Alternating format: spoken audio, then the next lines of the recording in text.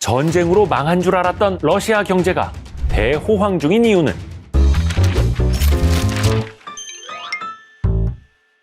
안녕하세요, 이대호입니다. 오늘은요, 전쟁 중에 소비가 늘고 또 임금이 올라서 그 전보다 오히려 더 잘 나간다는 나라, 바로 러시아 경제에 대해서 얘기를 해보려고 합니다. 처음에 이 우크라이나 전쟁이 딱 터졌을 때 기억하시나요? 무려 2만 개나 되는 그 지옥 같은 국제적 제재가 순식간에 러시아를 덮쳤었는데요. 그래서 러시아 국가신용 등급이 떨어지고 또 러시아 은행 대부분이 이 국제 결제망이라고 하는 스위프트 결제망에서 퇴출을 당해서 달러 거래 자체가 어려워졌었고요. 미국은 심지어 러시아가 새로 발행하는 채권과 주식을 사지 마!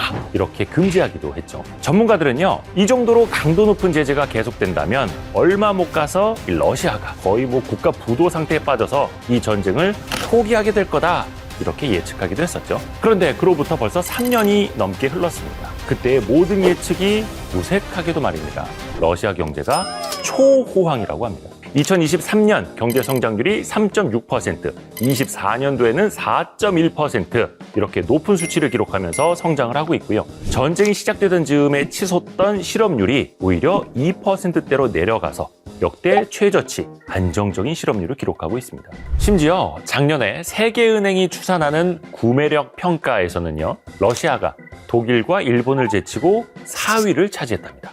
전쟁 때문에 고립될 줄 알았던 러시아가 어떻게 이렇게까지 성장할 수 있었던 걸까요? 먼저 앞서 말한 강도 높은 경제 제재, 생각보다 사실은 러시아에 큰 타격을 주지 못했다는 점에 주목할 필요가 있습니다. 왜냐면요, 이 엄청난 경제 제재에도 빈틈이 있었거든요. 러시아를 향했던 수많은 경제 제재는요, 주로 미국이나 유럽연합 같은 서방 국가들을 필두로 이루어졌는데요. 이 흐름에 동참하지 않는 국가들이 있었습니다. 대표적으로 중국과 인도가 그랬죠.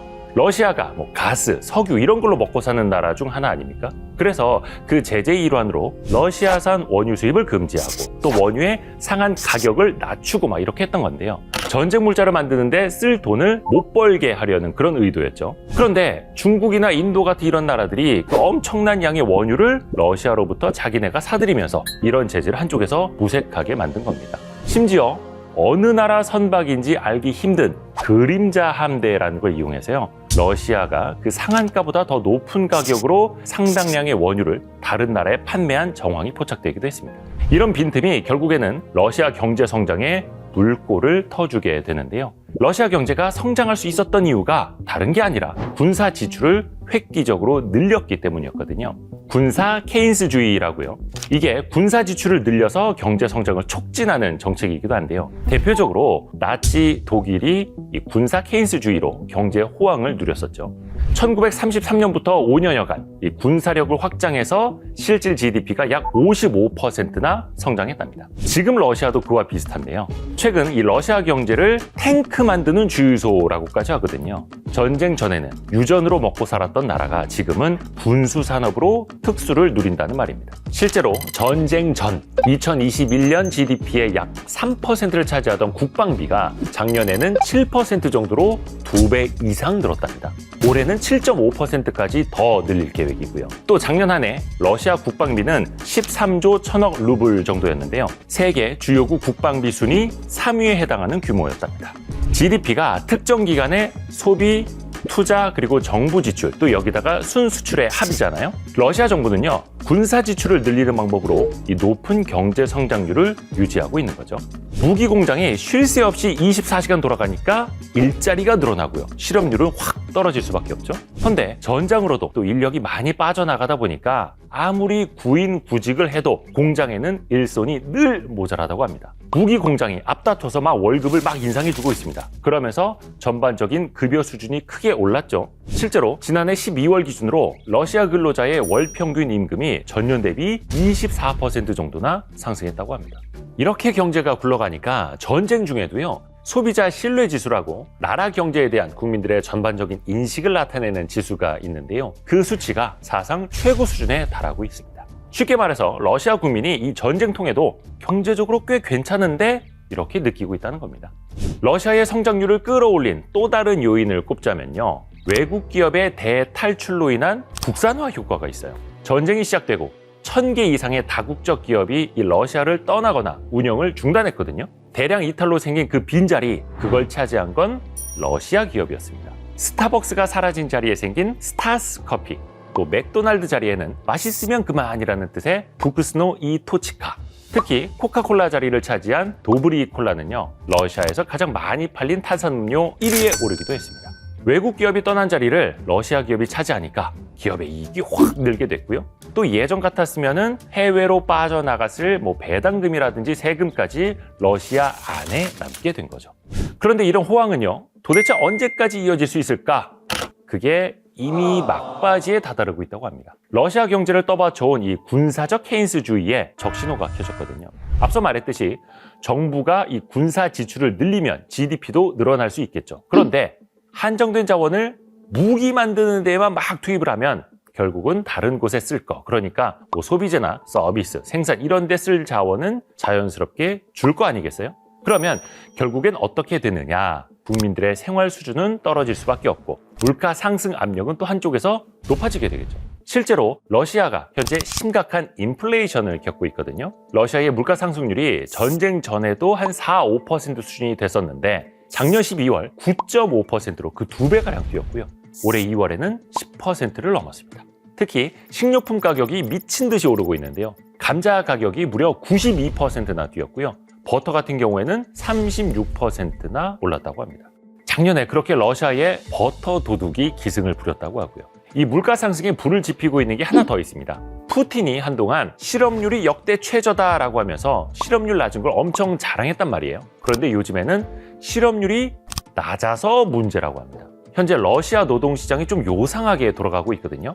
역대 최저 수준의 실업률을 기록하는 동시에 또 엄청난 구인난을 겪고 있는 거죠. 심지어 구직자 우의 시장이어서 임금이 계속 올라가고 있습니다. 이런 갭이요, 물가 상승에도 또 불을 지피고 있는 겁니다. 노동력이 부족해서 생산 능력에는 제약이 따르는데 수요가 계속 늘게 되면 이 수요 대비 공급이 계속해서 부족해지니까 자연스럽게 물가가 전반적으로 오르게 되는 거죠. 러시아 중앙은행이요, 그래서 이런 물가를 잡기 위해서 기준금리를 계속 올렸습니다.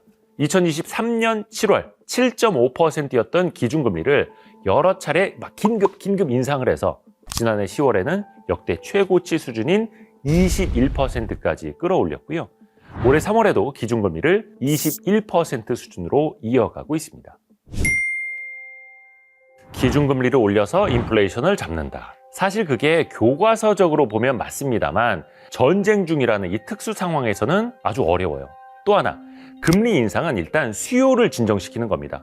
이 돈 가지고 활용하기 어렵게 만드는, 수요를 억누르는 정책인데 이 전쟁 시에는 사실은 수요의 문제가 아니라 공급 측의 문제가 강하기 때문에 이걸 풀기가 더 어려운 거예요.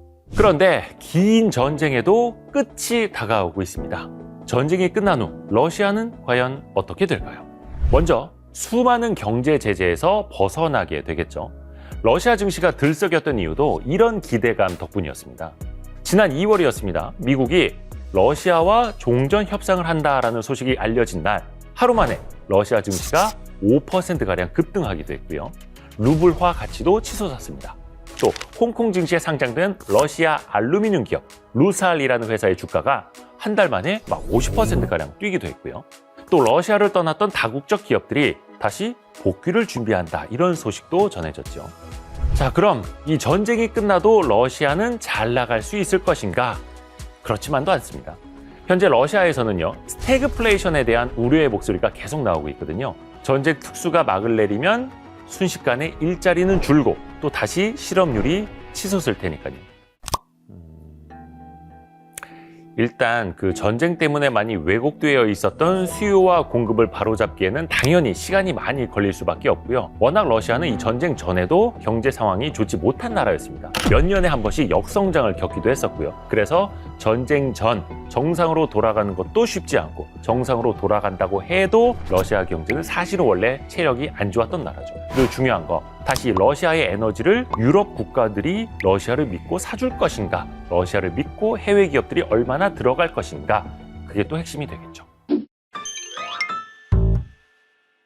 사실 전쟁으로 이룬 그 경제 성장은 오래가기 어려운 법이죠. 총알과 탱크를 만드는 데 막대한 자원을 투입하느라 교육이나 과학기술 같은 장기적인 성장을 이끌 분야에 대한 투자는 뒷전이었으니까요. 한 경제학자는요, 러시아를 두고 이렇게 말을 했습니다. 러시아는 현대화로 가는 모든 길을 완전히 차단했다. 전쟁이 끝난 뒤에 러시아가 과연 어떤 모습으로 변해갈지 함께 지켜보면 좋을 것 같습니다.